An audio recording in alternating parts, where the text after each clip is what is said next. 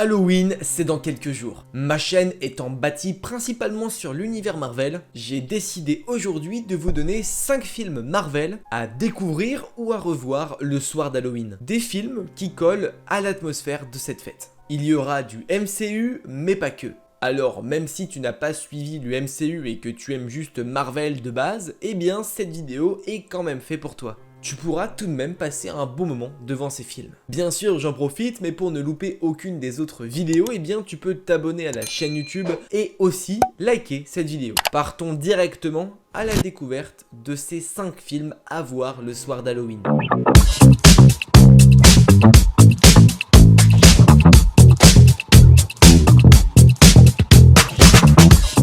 Commençons par un film que j'ai beaucoup apprécié. J'en ai d'ailleurs fait une critique sur la chaîne. Il est celui qui, en date de sortie, est le dernier. J'ai un peu triché pour celui-là parce que techniquement parlant, c'est pas vraiment un film mais plus un moyen métrage. Mais bon, la frontière entre les deux termes est fine, alors je l'ai franchi. Puis en vérité, ça reste ma vidéo, alors je fais ce que je veux. Peut-être que vous l'avez compris, mais je vais donc vous parler de Werewolf by Night. Werewolf by Night, qu'est-ce que c'est ? Eh bien, c'est un moyen métrage sorti sur Disney+, faisant partie du MCU, sorti en octobre pour être en plus en lien avec Halloween. Aucun lien avec le reste des personnages et des événements déjà présents dans le MCU, alors même si tu n'as pas vu tout ça, tu peux littéralement voir le film tranquillement. Werewolf by Night, c'est en fait l'histoire de chasseurs de monstres qui se réunissent dans un énorme château pour participer à un jeu et remporter une pierre dotée de pouvoir. Pour remporter cette pierre, ils devront tuer un monstre dans un labyrinthe, mais parmi les chasseurs se cache un imposteur. Il est en fait un humain capable de se transformer en loup-garou, une transformation qu'il souhaite éviter étant hors de contrôle à ce moment-là. Cet homme est là non pas pour chasser le monstre, mais pour le sauver. Bien sûr, vous doutez bien, mais l'histoire ne se déroule pas comme prévu. Au programme, un film en noir et blanc, rendant hommage aux films d'horreur des années 30. Assez burlesque, avec de la sanguinité, des monstres, et une réalisation qui fait plaisir à voir et qui change.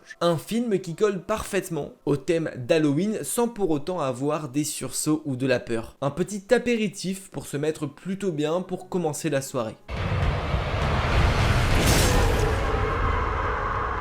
Le prochain dont je vais vous parler, c'est Blade. Et on va pas parler d'un seul film, mais d'une véritable saga. Il y a eu 3 films sur ce personnage, une trilogie. Alors bien sûr, vous n'êtes pas obligé de voir les 3, car autrement, eh bien votre soirée va être consacrée à Blade, parce que ça vous fait en tout 6 heures de visionnage. Mais déjà, commencez peut-être par regarder le premier, et puis s'il vous plaît, vous pouvez regarder la suite. Et en plus, pour tous les amateurs de Marvel, je suis quasi sûr que vous n'avez pas vu cette trilogie. Il ne fait pas partie du MCU et est sorti en 1998 pour le premier, j'étais même pas né. Le film se focalise sur un personnage nommé Blade, étant mi-humain, mi-vampire. Il s'est juré de tuer tous ces êtres buveurs de sang, l'ayant contaminé sans son consentement et avoir tué sa mère, un vampire chasseur de vampires. Avec aux commandes un réalisateur qui n'a pas peur de heurter le grand public de l'époque, des giclées de sang, beaucoup de combats et de scènes tournées dans l'obscurité, tout ceci nous fait découvrir le monde obscur et la sanguinité qui se cache dans des êtres phares de la fête des monstres, les vampires. Film qui à l'heure actuelle est d'ailleurs considéré comme un film culte. La saga est décrite comme des films d'action et d'horreur. Et je peux vous assurer qu'à certains moments, même si l'action prime sur l'horreur, les films restent savoureux à regarder et le côté Halloween est plutôt respecté. Puis en plus, pour les fans de Ryan Reynolds, eh bien il est encore présent dans ce film-là. Il joue un autre super-héros dans le 3e de la trilogie.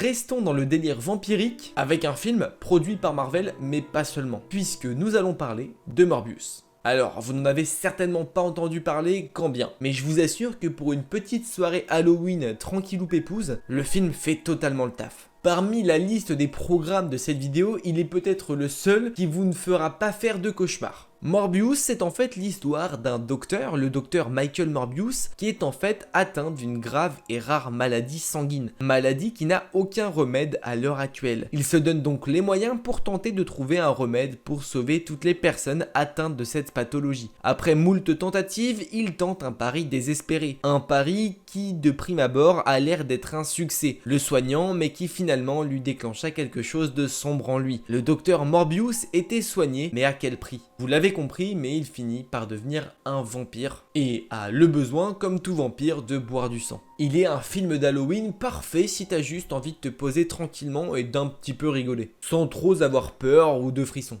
Alors, auprès du public Marvel, il n'est pas vraiment apprécié. Mais pour le besoin de la soirée, il est parfait.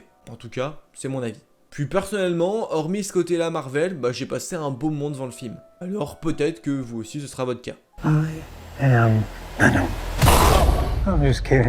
Le prochain film dont je vais vous parler est certainement le film le plus controversé de chez Marvel. Mais il est pour le soir d'Halloween certainement le film Marvel le plus horrifique. Et en plus, il est dispo sur Disney+.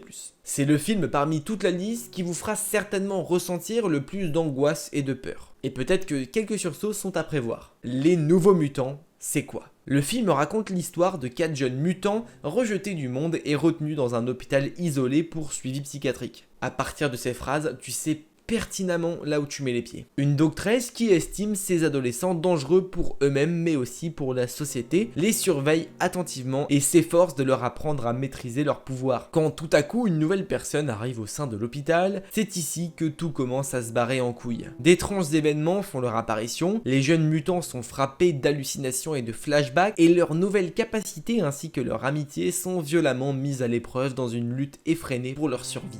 Des décors, des pouvoirs et une ambiance qui ferait froid dans le dos. Ce qui est bien avec Halloween, c'est que c'est en fait l'occasion de découvrir des films Marvel qui, hors cette période-là, ne sont pas très aimés, mais qui du coup collent plutôt bien à la fête et qui peuvent te permettre de passer une bonne soirée d'Halloween. Une façon de découvrir des films Marvel que seule l'atmosphère d'Halloween te donne envie de voir. Who's there?